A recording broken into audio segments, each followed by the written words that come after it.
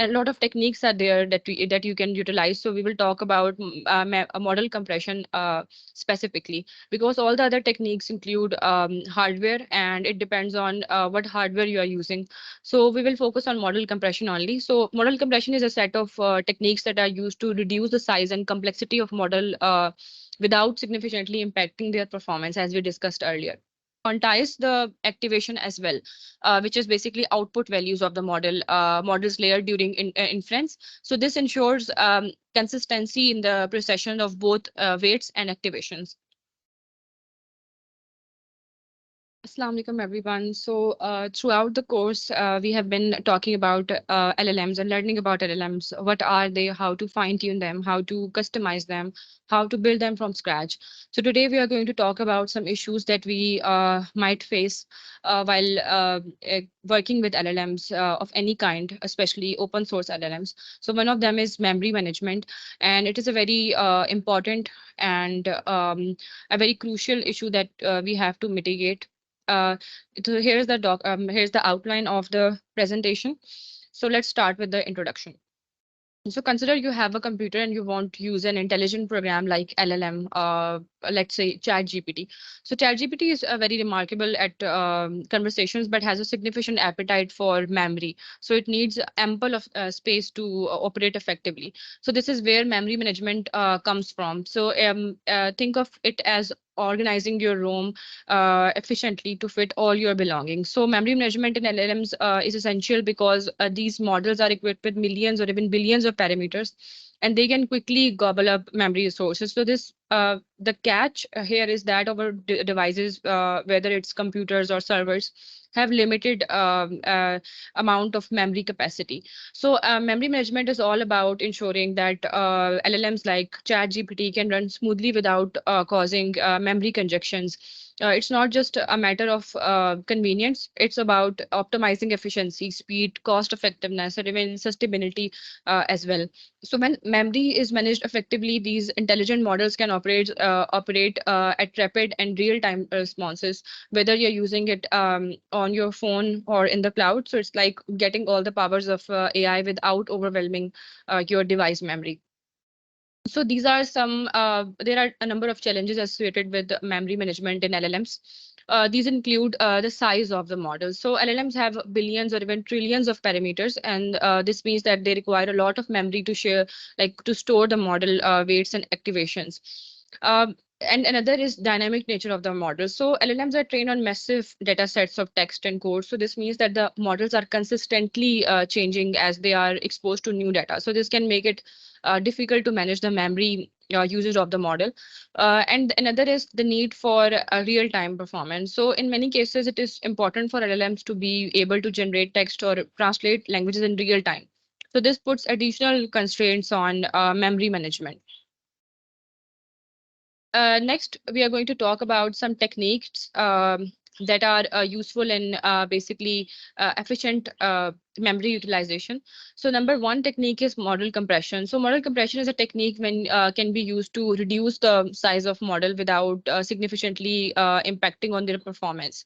So this can basically free up memory and make the models more efficient to deploy and use.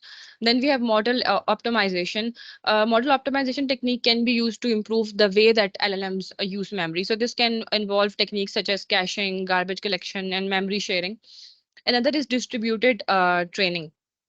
Distributed training can be used to train LLMs on multiple machines. So this can be helpful to reduce the model requirement for each individual machine.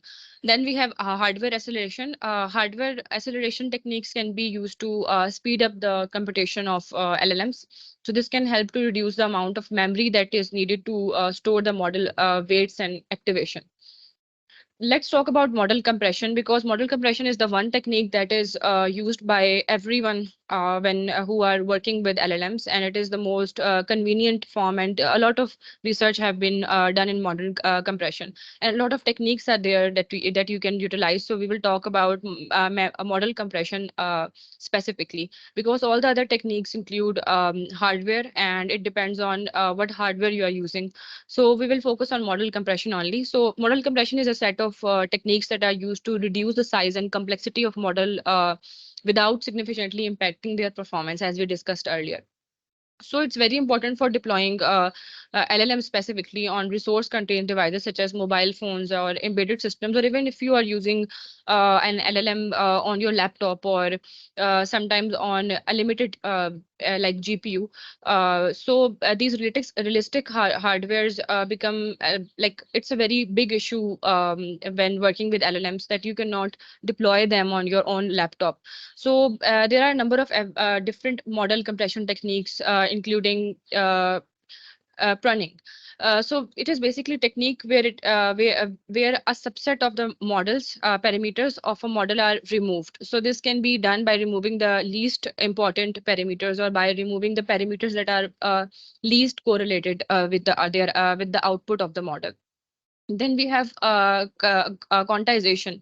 Quantization is a technique where the weights and activation of a model are represented using fewer bits. So this can be done by rounding the weights and activation to a lower precision. Then we have knowledge distillation. Knowledge distillation is a technique where a smaller number is trained, basically a smaller model is trained to mimic the prediction of a larger model. Then we have low rank factorization. So low rank factorization is a technique where the weights of a model are factorized into a lower rank matrix. So this can be done by using a variety of techniques such as singular value decomposition, which is SVD. Low rank adoption is a subset of parameter efficient fine tuning, and we will be discussing these four techniques in total in this lecture. Not in this lecture, but we will be discussing pruning and model quantization in this lecture, and then we have a two specific like dedicated lecture for parameter efficient fine tuning and knowledge distillation as well. So the best model compression technique for a particular application will depend on the specific requirement of the application. So you have to think about your requirement and then use a specific technique. So here are some benefits of model compression. So reduced basically model compression reduce size and complexity of the model. So model compression can significantly reduce the size and complexity of a model. This can make it even easier to deploy the model on resource constrained devices, and it includes our laptops as well, because normal devices for LLMs are very big servers and very heavy hardware.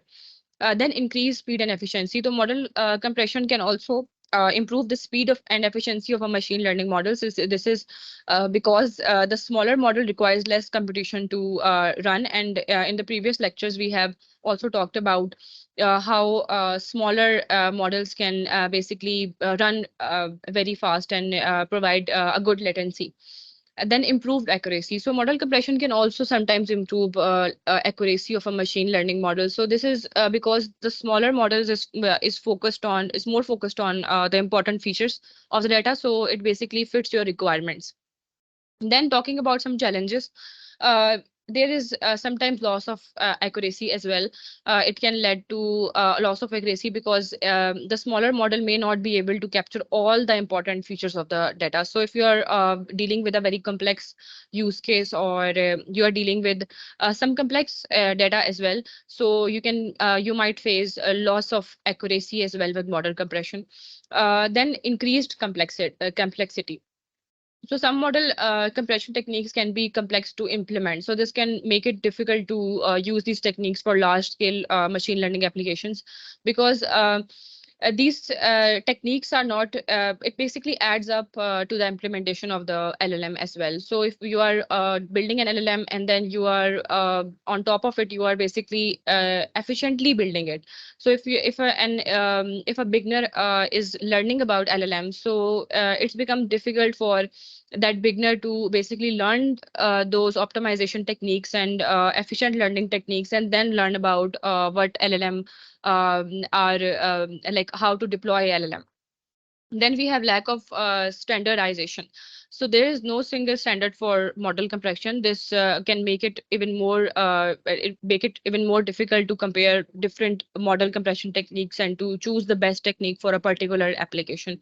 So overall, model compression is a promising technique for reducing size and complexity of the LLMs without significantly impacting on the performance. However, there are some challenges that need to be addressed before we compress any model, and we have to see basically according to our use case. We will be discussing about pruning and quantization. So these two techniques are used in LLMs to reduce the model size and computational requirement while maintaining the performance. So here is how they differ from each other.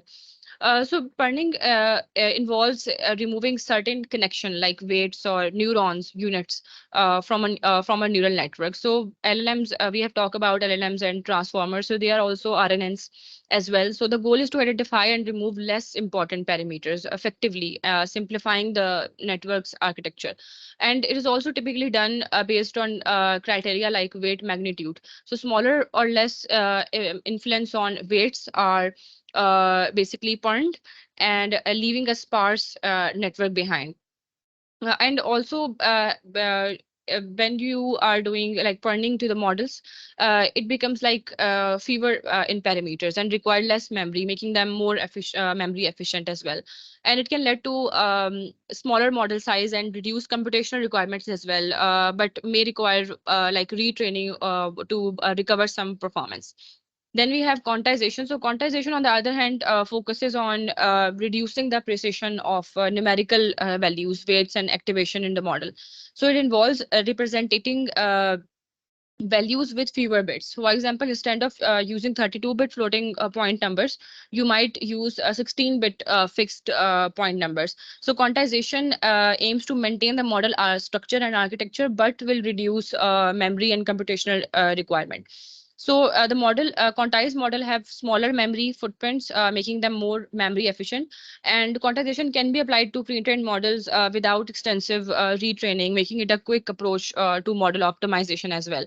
So, in essence, pruning trims the neural network by eliminating less important connection or neurons, while quantization reduce the precision of numerical values to save memory without fundamentally altering the network's structure. So both techniques are used to make LLM and other models more memory efficient and faster to execute while striving to maintain their performance.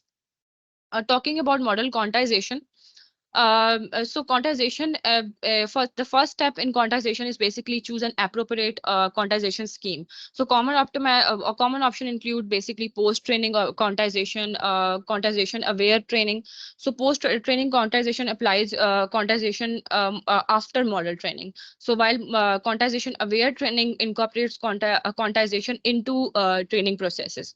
The quantization process is divided into basically three steps. First is weight quantization. So convert the model weights, which is parameters, to lower precision data types, such as 16-bit or 8-bit fixed point numbers. So this involves mapping the original floating point values to be the chosen precision, whatever you have chosen for your implementation.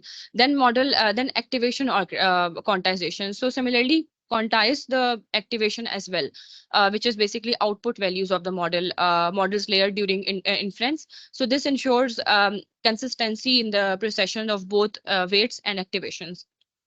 Then in the last is dynamic range determination. So identify the dynamic range, minimum and maximum values of weights and activations. So this information is crucial for accurate quantization as well. Um, and also we have like implemented a lot of quantized model as well.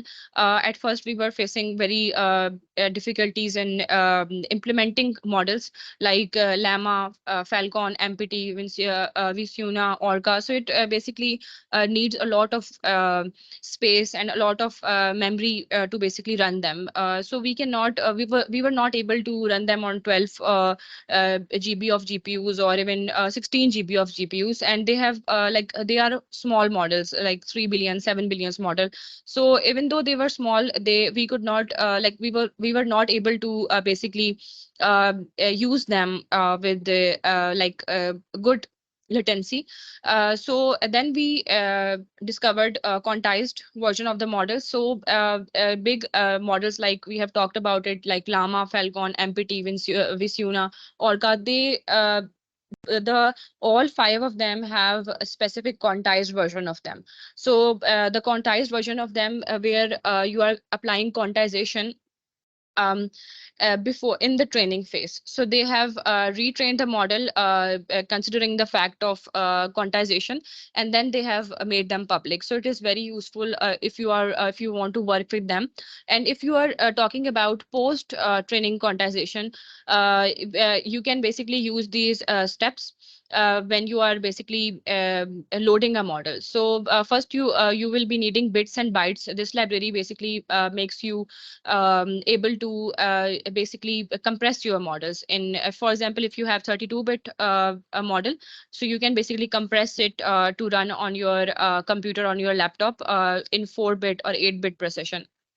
Yeah, and you can basically add this line, this parameter, which is load in 4-bit is equal to true in your when you are loading the model. So it will you will be able to basically load a very big model into a very